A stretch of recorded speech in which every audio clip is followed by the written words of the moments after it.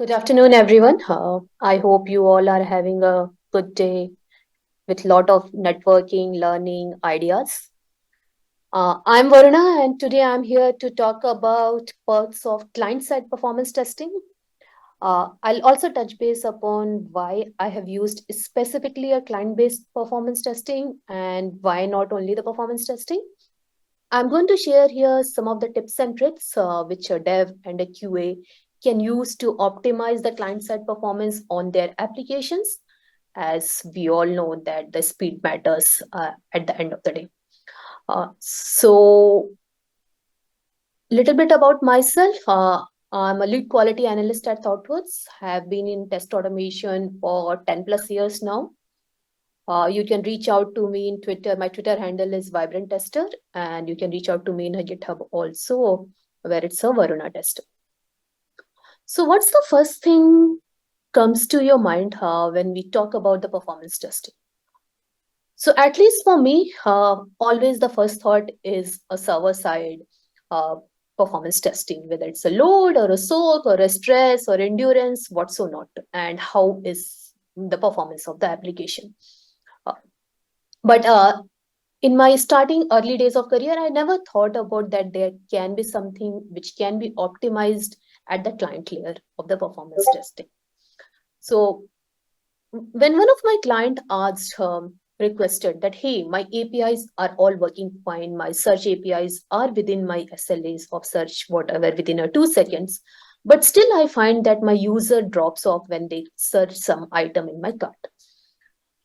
And why is it so? My performance results are all looking good and all. And that point of time, we started digging into it where the actual issue is. Is it in API layer, or is it where we are rendering the entire your web page? Rendering the web page, when I say it can be your entire font, your images, how you have bundled your JavaScript, what are you using, whether you are going to be using a Vue or an Angular, how does that affect? Is it how is your CSS styling? Are you using an inline CSS for your critical CSS?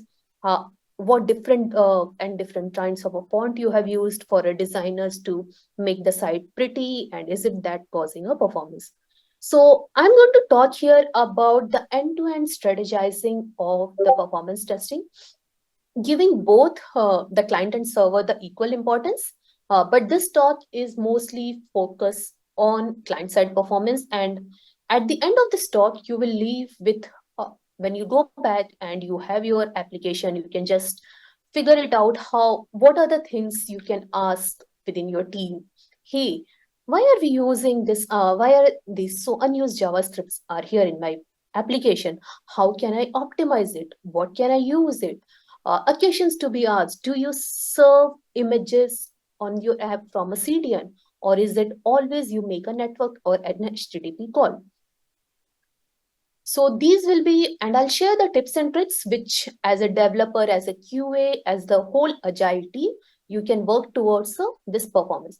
And this will not happen in one day if your website performance is slow or it is not up to the mark, but it will be one step at a time, which is your low hanging fruit, which your business wants to fix it. So agenda, a quickly one, what and why, I think I covered some of it. Performance testing, what are the different performance attributes from the client side perspective you should think about? How would we optimize it? Once we know the different ways to optimize it, how I'm going to measure it? And then for demo, I have chosen a lighthouse, which can be integrated into a CI, and then we can go for a Q&A. Any? So may I have a show of hands, please, if from a room, how many of you have done a client-side performance testing before? Just to get that how deep or how detailed I have to go. Let's avoid who doing performance testing, yeah? Okay, I see. Not a lot of us are professional performance testers or take active part in performance testing, but all of us are interested in this topic. Thank you. So what and why? Very first question comes to everyone's minds. Why I'm talking here about what will it give back to my business, as it all goes back to your ROI. Why should I invest in it? So it's how a system performs under a particular load. I'm going to determine here my speed, my scalability, and the stability of the application under a varying load in a different peak time in with a maximum user, and how does my system responds quickly on that. When we talk about performance testing, in my experience, I have also observed people saying, hey, let's do the functional, let's take a performance once everything on my application is ready, once everything is there, once I have my features, then only do a performance testing. And there is always a huge debate and the argument on this, why you should do performance testing towards the feature end, or you should do it from the day one when you kick off your feature, or when you are in your inception and your discovery phase. That point of time only these ideation should start, and these things should be a part of a definition of them. So from my experience, I have seen that it works well when you start it from the day one only, and you start building on top of it instead of waiting for after developing of 3 months of code and then you start figuring out performance testing. I'll give you an example here. So in one of my engagement with the clients, there was like no CFR, no cross-functional requirements. We are not going to do any performance, security, blah, blah, blah, no accessibility. And we developed the entire feature for us 4 to 5 months there. And when we did the performance testing, we figured it out, we need to change our entire tech architecture altogether. As we were not doing a caching, and at the service level, our database were not optimized. And the cost to that was so huge, which we could have found it earlier when we chose the decision of going with those architectures. And we could have found and we could have pivoted it much earlier than pivoting it after 5 months of a development and investing in. So it is always a trade-off, but you need to educate your clients, your customers, that why is it important and why is it so important as what you do in your functional testing. And moreover, also need to figure it out, how can this be embedded with my functional testing altogether, so I don't have to maintain a separate code base for this. So test performance of each new code, whether it's your simple homepage, your index.html has been just created, or your dummy page. Test it at every build. Your index.html is created. Now your hero image is added. Your header and footer are added. Test performance of every build of each commit after every deployment on each environment. And if you have formed a good practice, it can go till production. And you need to shift left here. A key questions to ask ourselves, like when we say we need to do a performance testing, client-side performance testing, what all do we need and how do we set up? How do we set up our entire test beds here? The very first thing which comes to my mind is the environments. Do we have an environment where I can run my scripts? Is it going to be on cloud, or is it going to be a physical hardware? For some of my mobile performance testing of the client side, whether I'm going to get a device, who will configure it? How will the scaling work? What's going to be my infrastructure cost? And who is going to negotiate with the clients that if we want this result, this is what the cost should be, and how are we going to come to the middle ground? The second one is the scripts, like how are we going to handle the scripts? How are we going to handle, whether it's going to be following the test pyramid method, whether it's going to be caching, how are we maintaining our sessions, where is my cache header, what is my time of the cache header. And this was the most important part of it, how I'm going to monitor my metrics. What will I monitor? How will I analyze the failures? And what will be my rectification on top of it? Scripting tools, it's again the same part, whatever, when you are selecting any of the tools, this is just a tool. So whether it's easy to set up, and whether the support is there on CI that you can integrate it continuously. And do you have a good and a rich reporting, which you could share to all level from stakeholders, and also the developers can deep dive into the issues. Cool. So let's talk before we deep dive into what are the attributes and contributing factor to a client side performance. Let's understand how is it different from the server side performance. So the very first thing, if anyone of us have never done, and to get started with, there are two areas or two branches of client side performance. One is you are going to test a user who is coming to your application for the very first time without cache. How is your web performing? How is your website performing? How is your mobile app rendering? And again, it's for the users who are coming back to your application with a cache. How is your entire JavaScript is getting loaded? What is your compilation? How is your font size? Do you have a lazy load implemented? Do you have any of those latency are you facing, or you may not be facing? Server side, as we all are aware, we are going to, it's more on the API layer where we see how my APIs is responding with her data, and it can also go to a level of your entire business rule of an API with an API chaining, and what is my latency, how is my DB performing, and in that you can do whatever from the load to stress to soak to endurance, whatsoever you want.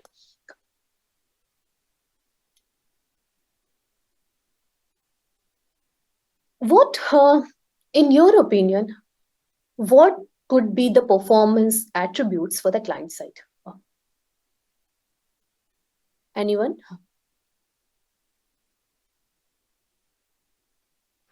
Okay. So the very first thing, when you type or you search on any of the website, there is something called a first contentful paint that gets painted. It may be a text or an image or a canvas. For the user, what is it? My first contentful paint, where what content are getting painted on my, to be in very specific layman term, what content are getting painted on my entire web application or my entire that window. That's where my first contentful paint comes in. The next one is blocking time. What all are which all are blocking my web application to be making it usable? Are there third-party plugins? Are there some pre-connect to require origins? Is it an excessive DOM size? Or is it some critical request path which all are blocking my entire time for the website? And that's what we call it a total blocking time. And these are the few keywords why I'm introducing it now, because this will be something which will help you to analyze later when we go through the exercise on the lighthouse.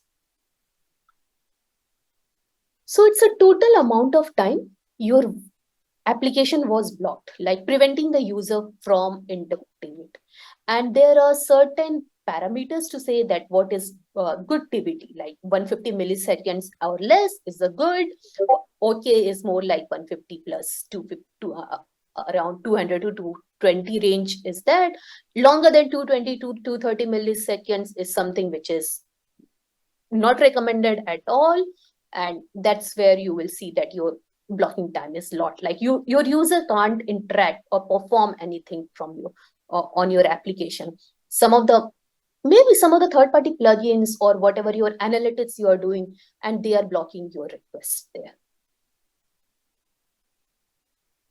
Time to interact, in simple terms, ensures that whether the page is usable or not. It's the earliest time of the first contentful paint when the page is reliable and ready for use. This is at a high level what happens when your web page starts rendering. So first paint, we talked about our first contentful paint. Then what this is first contentful paint. When would the user feel that they could interact, and when they are actually interacting? So again, is it happening? Is it useful? Is it usable? where as an end user, I'm able to use it or I'm able to interact it or not. In this also, there are some web vitals which we talk about when we always think about from the client side performance testing. And that's where your largest contentful pain comes in. This is where the loading happens. Your first input delay is where interactivity happens. Your cumulative layout shift. So you just need to be a little bit aware of these words to get started. And as you take a deep dive, you will know more on this. That how much, so your web application is loaded, but what is the stability of your application? Is it like your different elements behaves differently when you render it in a different ports or a different device or a different port size? That's where your stability or your hero images just jump up and down when, even though you just try to click and your hero image is dancing in the entire web application. So these are the some of the web vitals which defines the entire performance of your application. Don't worry about the words, just remember at a very high level, we need to see something should not be blocking our website when my web application is becoming interactive, and are there any hindrance or blocker in the stability of the application, as it goes back to the very first slide of performance testing: speed, scalability, and stability. Now we know that when we render an application, what happens?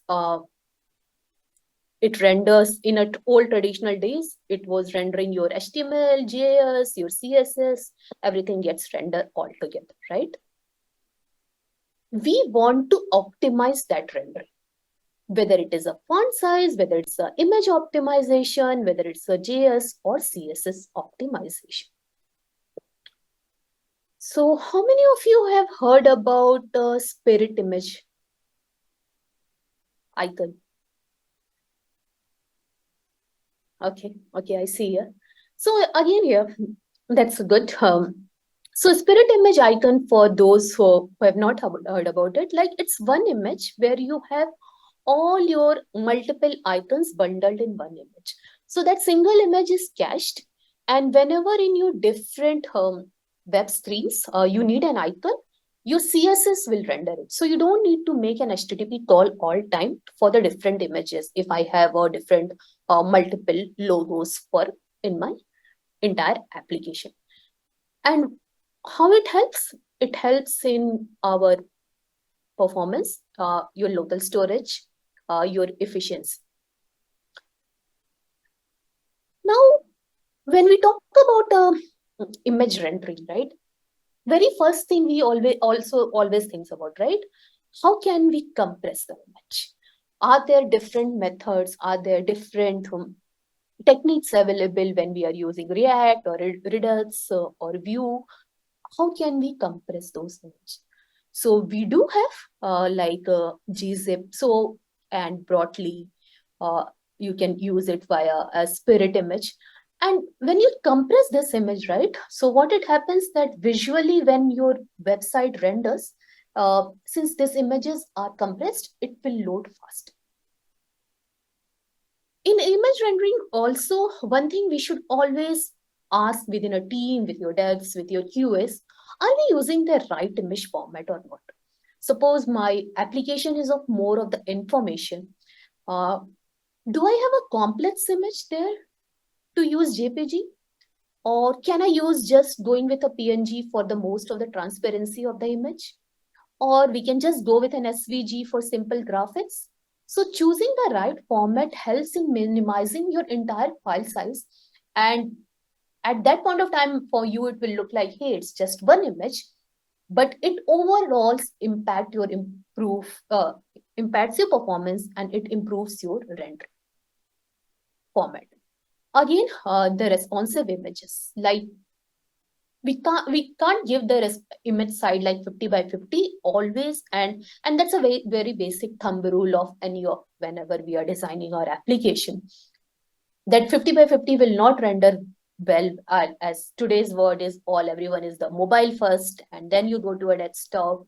So your responsiveness of image also matters a lot, and it helps you to achieve optimization with respect to your device capabilities and reducing the unnecessary downloads. I don't want to do the unnecessary downloads if my images are responsive.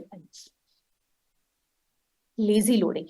This is something very important for each one of us to understand, that why do we need to implement a lazy loading, and why do I don't want to do all my image, everything loaded just in my first scope. Let the application be interactive, so user can start using it, and by the meantime in the background you can start loading it when and where it is needed, and it applies to your images. It applies to next one when we are going to talk about the font size also.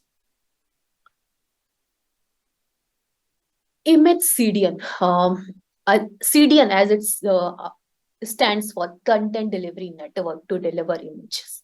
So store your images on multiple servers distributed across a location so that the distance between the user and the servers can be minimized. And this helps improve your image loading speed. It reduces your latency.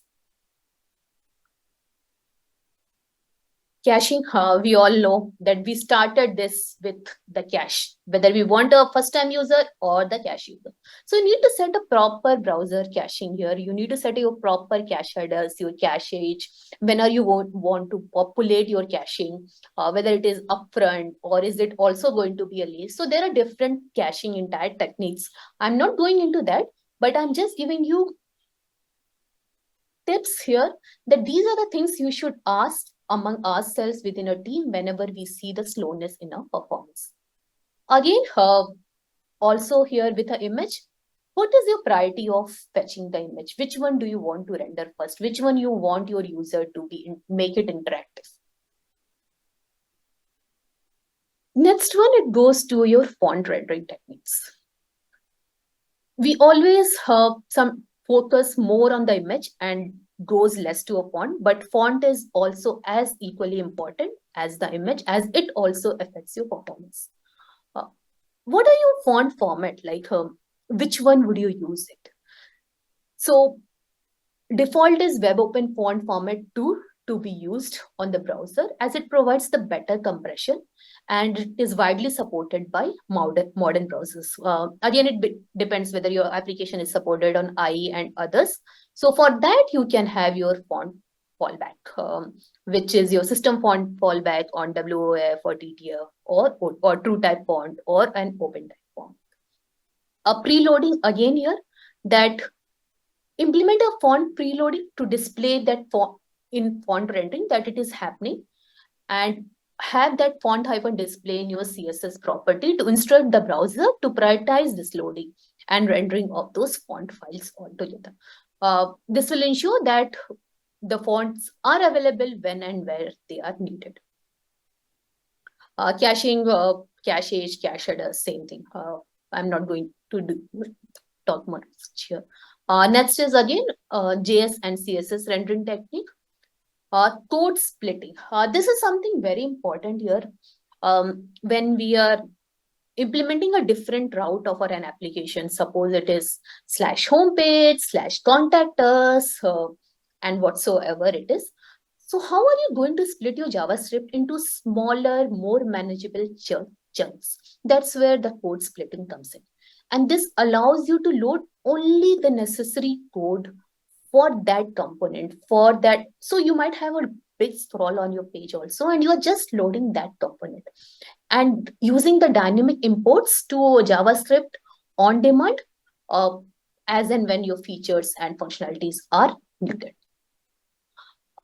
Async style CSS.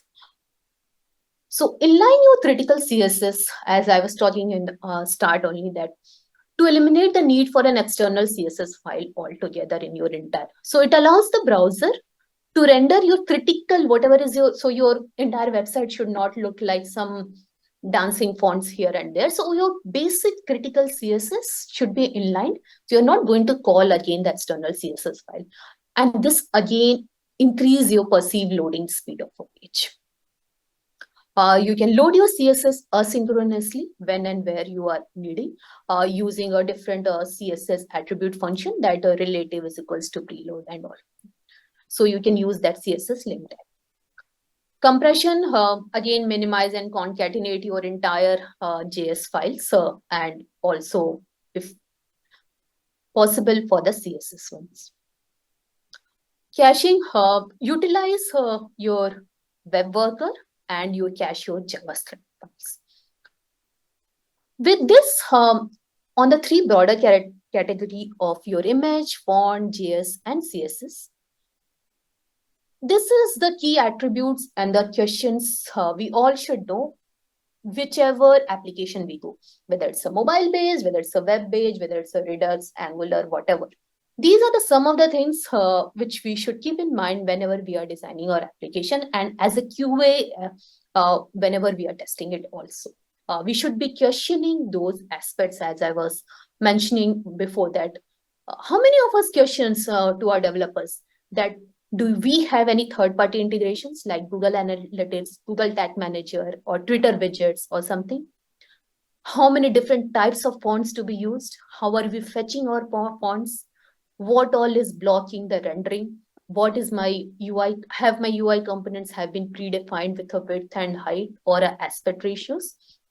So these are the things, if we all work towards, your compression, your caching, your code splitting, your lazy on-demand loading, your content delivery, your preloading, what are your resource priority, what are your system fallback. This is also something which we miss always, that we say, hey, I have an image, I have a web, but what is my fallback mechanism if that entire image is not loaded or entire font is not loaded?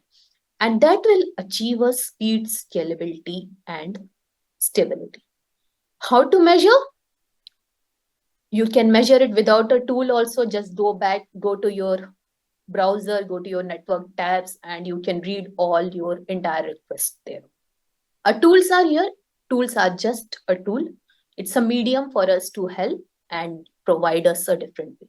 But without a tool also, we can achieve all this if we have a knowledge of entire web application and how the JS, CSS, and your entire tagging works all together.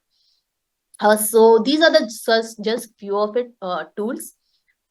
Today we are going to use a lighthouse, and for me to select a lighthouse was that this can be integrated into your CI pipeline, and you don't need to write a separate. You can embed this also within your functional test, so you don't need to write your separate framework for it. This is one of my favorite ones, Aptim, which you could use it for the mobile application testing. So what is Lighthouse? It's a client-side performance testing tool. It's a static route tool. So this is something which you all should understand, that when I'm testing my home page, I need to run a different script.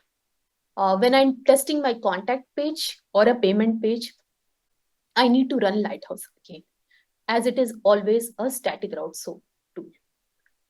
It comes with your Chrome extension. Before days, you need to install that, but now it is by default in your Chrome browser. On top of performance, it also gives you an accessibility, SEO, and other things. But let's focus on performance since we are talking here about the performance. And it also gets integrated with your Node CLI so that you can just run with any of your whatever tools you're using for your Node application, for your UI test. Cool. Let's go to the demo, and we can hope you all can see my screen or terminal. Yes, everything is fine. Okay, cool. So why not go with sqdays.com only and see what the performance of the website is? Let's see the truth about this site performance. Yes, so let's see whether we do have a CDN or not here.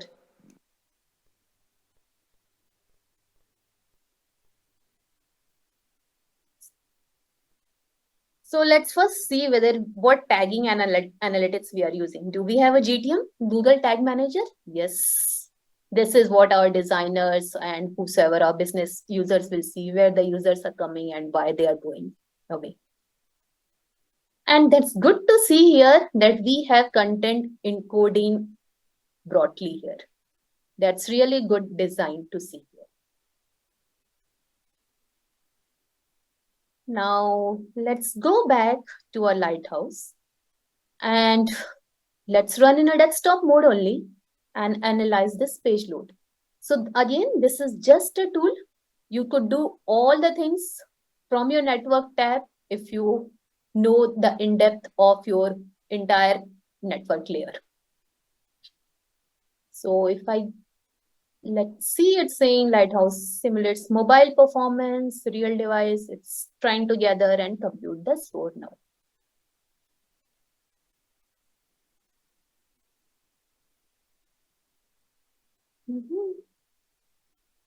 Almost there. It's just generating a report.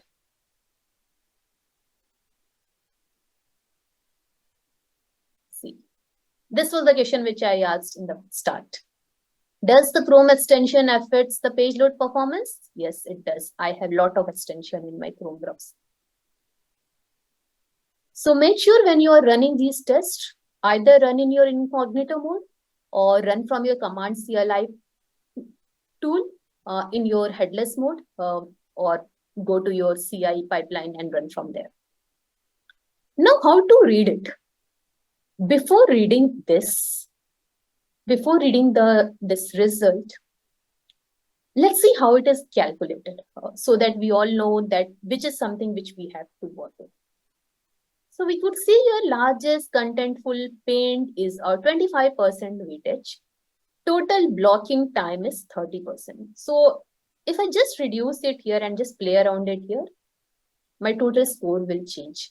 But again, this is recommended based on whatever data the Chrome has. First, contentful paint. We could see here that it is already 1.7 seconds, and with web.dev recommendations, if I remember it right, this is where your problem is here. Like, as you could already see here, 1.7 seconds, and this is largest contentful paint is 1.9 seconds, where it should be in some milliseconds. So how would you fix it? So again, it depends. Like, if your website is mostly an information website, you might focus on these two, first contentful paint and largest content paint. If it is your gaming website, you will focus on TTI, time to interactive, or how this blocking time, that I don't want the blocking time to happen. Cumulative layout shift is really good here, that we can see that no movements, no elements dancing here and there. But also it gives us the opportunity here, what needs to be done. See here, use HTTP2. Reduce unused JavaScripts. Again, server images in the next gen format. This is something the questions should ask. Are we using the images which are in next gen form? What kind of images are we using across our web application? This is something a basic question whenever your story gets kicked off, or whenever you features, or just even a lunch discussions also can help. And you can see how much you can save here. So for me as a product owner, if something has to be fixed, first thing which I will invest is in this. And this will not take me like weeks or a month to just change my image format to use our next gen formats. And then and this is the starting point. So right now, whatever you have gathered, you know the basic of client side, this is the starting point to start having those communication with your devs, within your QAs, within your entire team, to figure that out, that, hey, now is the time for us to start acting. And that's where you need to work on this, on your server images in next format. But this is not a one person decision. This is the whole team where we want to invest, and what are the low hanging fruits which we want to put it now, which we just want to resolve it. So In the interest of time, I'll also go to the terminal, and where you can run your entire lighthouse from your terminal altogether. So how to do it? You can have your node package manager npm installed. Or you can see my terminal, right? Yes, yes. And sorry for interruption. Could you please finalize your speech in several minutes? Yeah, because we will have another topic in 5 minutes, if you don't mind. Thanks for your. Yeah. I'm just Yeah, I'm about to. great presentation, and looks like we have a lot of points of improvement for the next conferences regarding our website. Thanks for advices. No, anytime. So npm install -g lighthouse. This is, I have already installed it, so I'll not run it. You can just run lighthouse -help, and this will give you all your commands. I'm again going to clear it off, and I'm just going to run.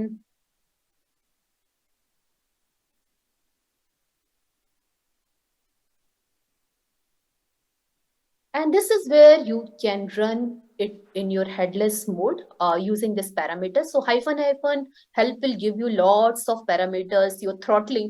So I was hoping that I'll get this question that can we run it on a different network speed to simulate what my performance is? And that is something you can do it here from your parameters in your lighthouse. So feel free, go ahead and explore. This is just a starting. This is something which I use a lot, which is mostly a Chrome flags, and you run it in your headless mode. And then this is just a view. So I'll just run it. Let's see, it should be pretty fast. And then we can see here the performance.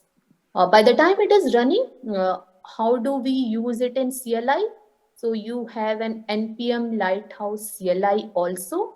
Let me see if it is open, any of my tabs. So lighthouse CI, which you could see the performance. So this is the performance, and it's not looking good at all.